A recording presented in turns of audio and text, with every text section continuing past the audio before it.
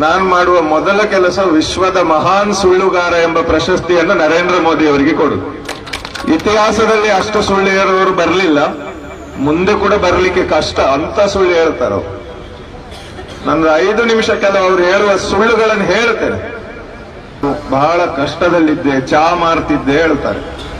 ಆದ್ರೆ ನನಗೆ ಆಶ್ಚರ್ಯ, ಮಾರ್ತಿದ್ದವರು ಇದ್ದಾರೆ, ಕುಡ್ದವನು ಒಬ್ಬನೂ ಇಲ್ಲ ಭೂಮಿ ಮೇಲೆ. ಸಾಯ್ಲಿ ಚಾ ಕುಡ್ದವರು ಏನಾದ್ರು ಹೇಳಲಿಕ್ಕೆ, ಅವರೆಲ್ಲ ಕಾಂಗ್ರೆಸ್ನವರು ಇರ್ಬೋದು, ಹೇಳಲಿಕ್ಕಿಲ್ಲ. ಅಲ್ಲಿ ಸಿಲಿಂಡರ್ ಕೊಡುವವನು, ಚಾ ಹುಡಿ ಕೊಡುವವನು, ಹಾಲು ಕೊಡುವವನು ಎಲ್ಲರೂ ಸತ್ರ. ಯಾರಾದ್ರೂ ಒಬ್ರು ಜೀವಂತ ಇರ್ಬೇಕಲ್ಲ. ಆಯ್ತು ಸಾಯ್ಲಿ, ಅವರ ಅಂಗಡಿಗೆ ಬರೋರು ಎಲ್ಲರೂ ಸತ್ರು ಅಂತ ತಿಳ್ಕೊಳ್ಳುವ. ಆಚೆ ಕಡೆ ಯಾವ್ದಾದ್ರು ಒಂದು ಚಪ್ಪಲಿ ಅಂಗಡಿನೋ ಬಟ್ಟೆ ಅಂಗಡಿನೋ ಇವ್ರು ನೋಡ್ಬೇಕಲ್ಲ, ಓ ಅಲ್ಲಿ ಮೋದಿ ಅವರು ಚಾ ಮಾಡ್ತಿದ್ರು ಅಂತ. ಅವರು ಇಲ್ವಾ ಭೂಮಿ ಮೇಲೆ? ನೋಡಿ, ಎಂತ ದೊಡ್ಡ ಸುಳ್ಳು ಹೇಳಿದ್ರೆ ಚಾ ಮಾರಿದವರು ಮಾತ್ರ ಇದ್ದಾರಂತೆ. ಆಮೇಲೆ ನನ್ನ ಹಾಗೆ ಒಬ್ರು ಅಧಿಕ ಪ್ರಸಂಗದವರು ನೋಡುವ, ಇವರು ಸುಳ್ಳು ಹೇಳ್ತಾರ ಸತ್ಯ ಹೇಳ್ತಾರ ನೋಡುವ ಅಂತ ಮಾಹಿತಿ ಹಕ್ಕು ಪ್ರಕಾರ ಅರ್ಜಿ ಹಾಕಿದ್ರು. ಆ ಮೋದಿಗೆ ಆ ಹೋಟೆಲ್ ಹೇಗೆ ಸಿಕ್ತು, ಅದು ಯಾರ ಹೆಸರಲ್ಲಿ ಕ್ಯಾಂಟೀನ್ ಇತ್ತು, ಅದು ಯಾರ ಹೆಸರಲ್ಲಿ ಕಾಂಟ್ರಾಕ್ಟ್ ಇತ್ತು ಅಂತ ಅರ್ಜಿ ಹಾಕಿದಾಗ ಒಂದು ಉತ್ತರ, ಅವರು ಯಾವ ಇಸ್ವಿಯಲ್ಲಿ ಚಾ ಮಾರ್ತೇನೆ ಹೇಳ್ತಿದ್ರ ಆ ಇಸ್ವಿಯಲ್ಲಿ ಅಲ್ಲಿ ರೈಲ್ವೆ ಸ್ಟೇಷನ್ ಇರಲಿಲ್ಲ. ಅಲ್ಲ, ಈಗ ಇಲ್ಲಿ ವೇದವ್ಯಾಸ ಕಾಮತ್ರೆಲ್ಲ ಬಿಡಿ, ಒಂದು ಶಾಸಕರು ಅವರೊಂದು ಲಾಟ್ ಪಟ್ಟು ದಗಲ್ಬಾಜಿ ಮಾತಾಡೋದೆಲ್ಲ ಇರ್ತದೆ. ಆದ್ರೆ ಇಷ್ಟು ದೊಡ್ಡ 130 ಕೋಟಿ ಜನ ಇರುವ ಪ್ರಪಂಚದ most vibrant secular country, most population ಇರುವ ಇಷ್ಟು ದೊಡ್ಡ ಡೆಮೋಕ್ರಸಿಯ ಒಬ್ಬ ಪ್ರಧಾನಿ ದಿನಕ್ಕೆ ಕನಿಷ್ಠ 25 ಸುಳ್ಳು ಹೇಳ್ತಾರೆ ಹೇಳಿದ್ರೆ ಎಷ್ಟು ನಾಚಿಕೆಗೆ ಹೇಳಿದೆ. ನಾನು ಶಾಲೆಗೆಲ್ಲ ಹೋಗ್ಲಿಲ್ಲ, ಅಂದ್ರೆ ಮನಮೋಹನ್ ಸಿಂಗ್ ಅವರಿಗೆ ಮಕ್ಕರ್ ಮಾಡಿ ಹೇಳಿರುವಂತದ್ದು. ಅವರು ಆಕ್ಸ್ಫೋರ್ಡ್, ನಾನು ಹಾರ್ಡ್ ವರ್ಕ್ ಏನೇನೋ ಬಿಟ್ರು. ಅದಾಗಿ ಸ್ವಲ್ಪ ದಿನದಲ್ಲಿ ಅಮಿತ್ ಶಾ ಬಂದ್ರು, ಅವರದ್ದು ಡಿಗ್ರಿ ಆಗಿದೆ ಹೇಳ್ತಾರೆ.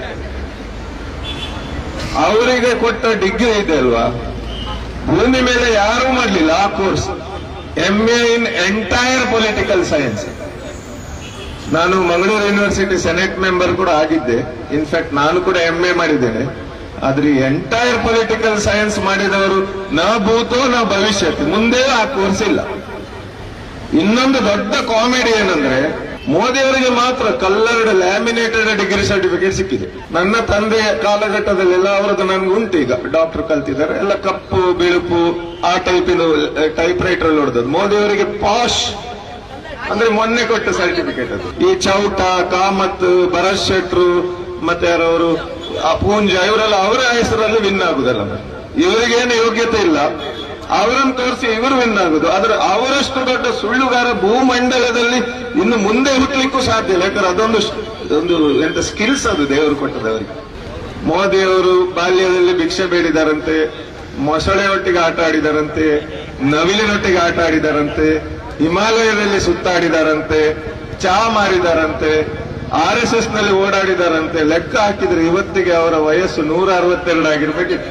ಈಗ ಇವರು ಡಿಗ್ರಿ ಮಾಡಿದಾರಂತೆ, ಇಲ್ಲಿ ಮಾಡಿದ್ರು ಅಂತ ತಿಳ್ಕೊಳ್ಳೋಣ. ಸೈಲೆನ್ಸ್ ಅದು ಯಾವುದೋ ಒಂದು ಕೋರ್ಸ್, ಇವರ ಅದೃಷ್ಟ, ದೇವರು ಇವರಿಗೆ ಮಾತ್ರ ಕೊಟ್ಟ ಅವಕಾಶ. ಮಾಡಿದ್ರು ಅಂತ ತಿಳ್ಕೊಳ್ಳುವ.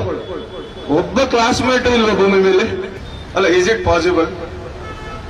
ಅಂದ್ರೆ ಈಗ ಇಂಥ ಸುಳ್ಳು ಹೇಳುವ ಪ್ರಧಾನಿ ನಮ್ಗೆ ಸಿಕ್ಕಿದಾಗ ನಾವು ಬಿಸಿಲಲ್ಲಿ ನಿಲ್ಲದೆ ಮತ್ತೆಂತ ಮಾಡ್ಬೇಕು?